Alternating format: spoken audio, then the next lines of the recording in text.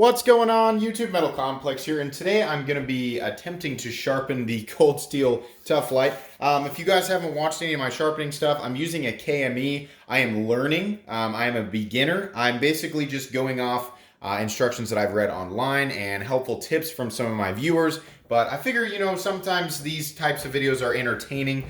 They will be edited to save time so you guys don't have to sit through the boring stuff like, basically the lengthy parts of the sharpening process, just some of the important things or things that I notice.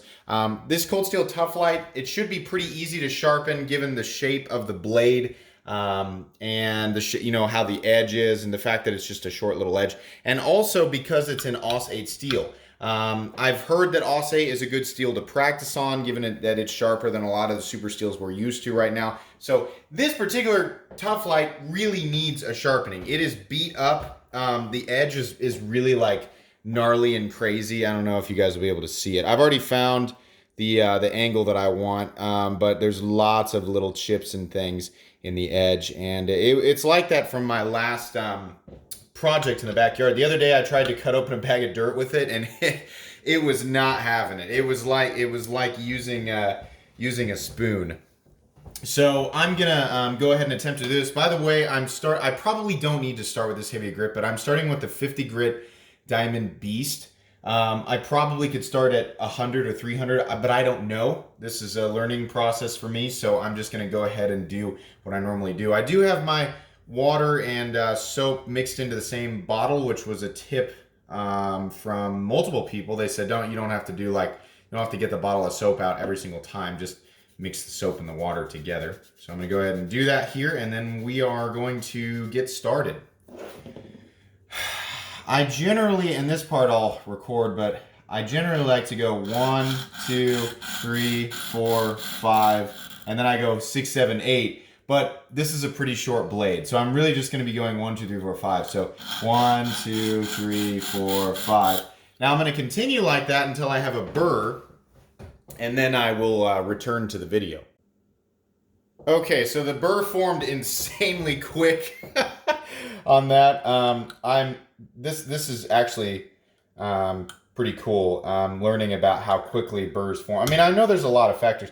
By the way, I know that this is partially due to how the cold steel is shaped and where I've got it clamped right here, but this thing is all the way down. It's actually reading something like 17 or 16 degrees. Now, I don't know if the Tuff Lite's actually got that cutting bevel there. I don't know. But that's where it's set up. And I actually I had it clear up here, right where the bevel starts to drop towards the cutting edge. And I was like, nah, it's too shallow. I can't get it to go down far enough to hit that cutting edge the way that the factory set it. So I scooted it back, which kind of sets the clamp a little bit on the hole. And I still had to move this thing all the way down.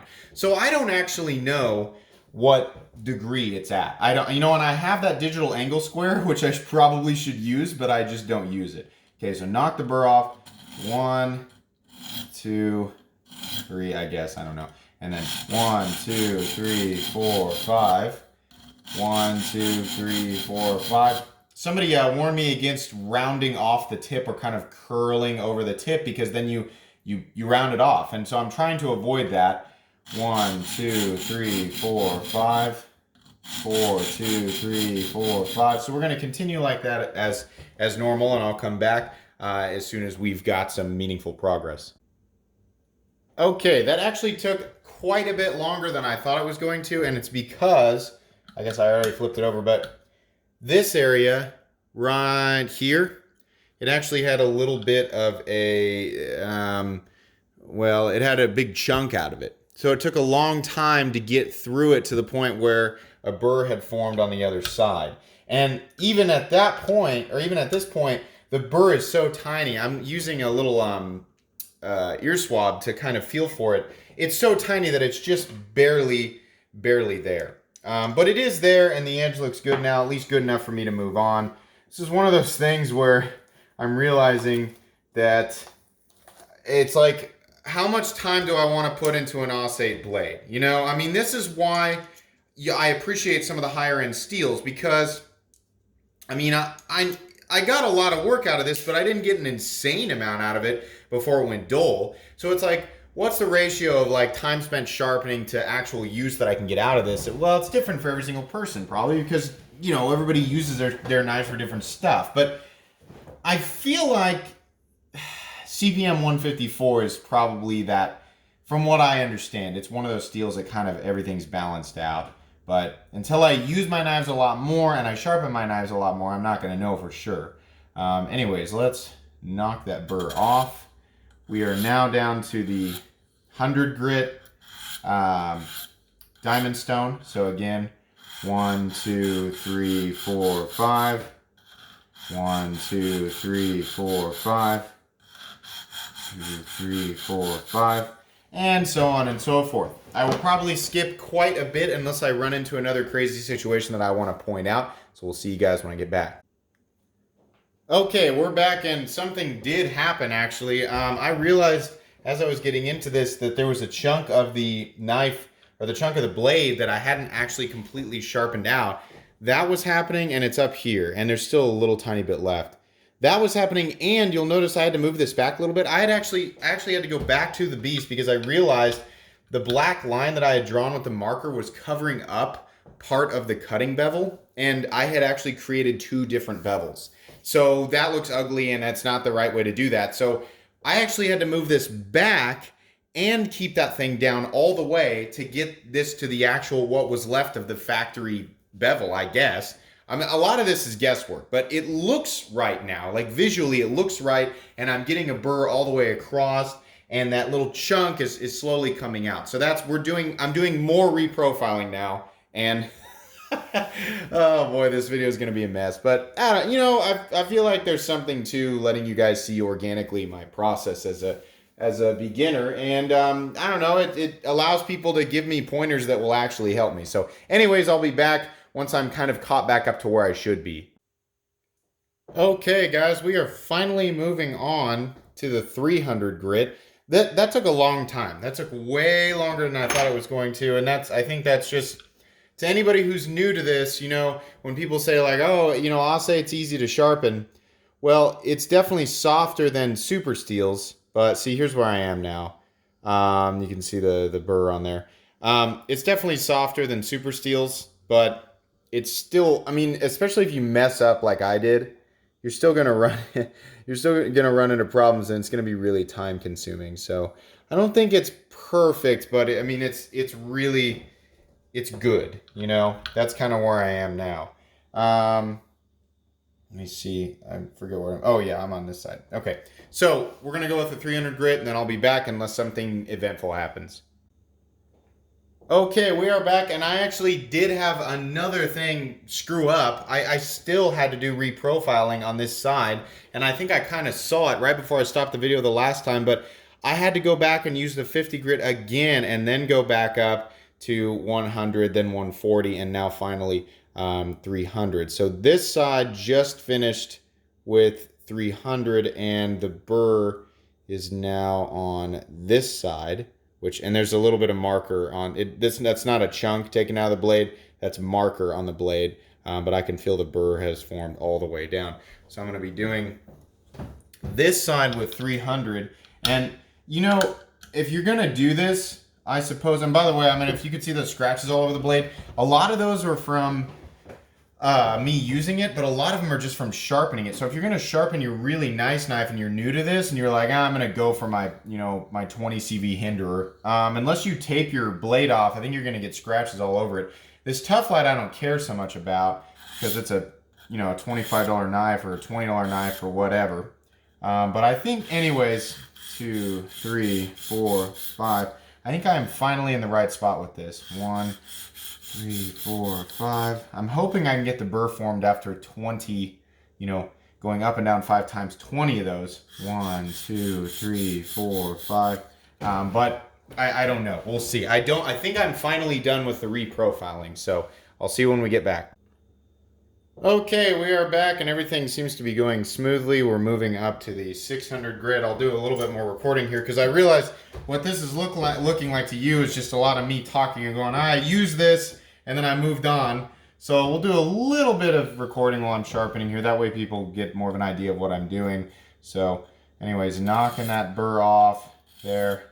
Sometimes I take more than I need to in terms of passes. 1, 2, 3, 4, 5. 1, 2, 3, 4, 5.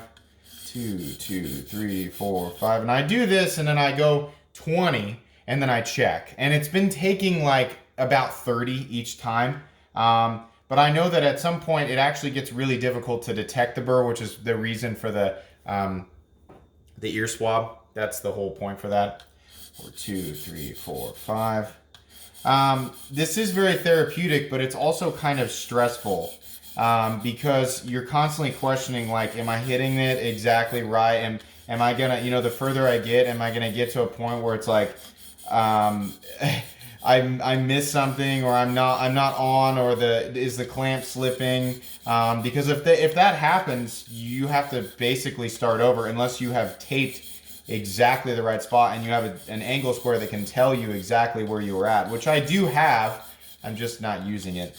I've actually lost count here where I am. I think at 12, 13, 14. But when it's one of those things where it's like, there's a lot of things that happen just now that would have made me give up a while back. But if you've got the Diamond 50 grits and you're working with soft enough steel, it's pretty easy to go back and reprofile. And I mean easy, like it might set you back 15 minutes or so.